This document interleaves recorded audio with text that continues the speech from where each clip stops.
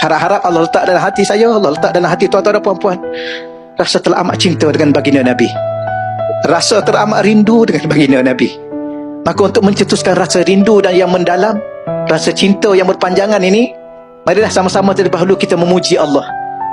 Kerana kata ulama, nikmat yang paling besar, yang tidak ada nikmat yang lebih besar dan paling besar ialah kepada kita, dunia dan akhirat kita, ialah nikmat Allah anugerahkan baginda Nabi sallallahu alaihi wasallam.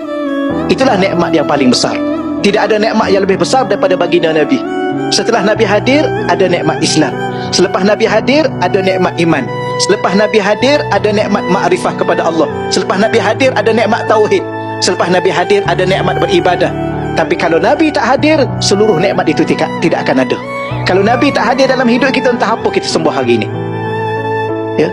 Kalau Nabi tak hadir dalam hidup kita, entah apa kita buat pada hari ini. Cuba lihat manusia-manusia yang non-Muslim di luar sana, apa mereka buat?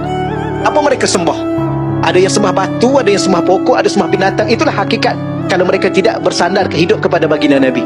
Sebab tu kata ulama, saya ulang lagi sekali, nikmat yang paling besar yang kita kena sujud kepada Allah sambil menangis, mengatakan bahawa aku bersyukur kepadamu ya Allah, engkau anugerahkan kepada kami seorang Nabi.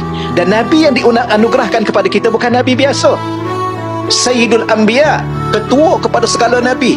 Berbangganya kita, beruntungnya kita, bertuahnya kita, Allah anugerahkan seorang Nabi sebagai nikmat yang paling besar, ketua baginda Nabi, ketua Nabi-Nabi. Yang kedua, Sayyidul Mursalin. Ya Allah, engkau berikan kepada kami rasa pada pagi ini ya Allah, betapa kami mesti merasai rasa syukur, rasa terima kasih, rasa penuh menghargai kepadamu ya Allah, betapa engkau memilih kami untuk dianugerahkan kepada kami Sayyidul Mursalin, ketua kepada para rasul. Tidak ada pangkat, kata ulama, tidak ada pangkat, tidak ada jabatan, tidak ada jawatan, tidak ada apa, segala ketinggian, segala kemuliaan ialah kepada yang ada pada baginda Nabi, ketua Nabi dan ketua rasul.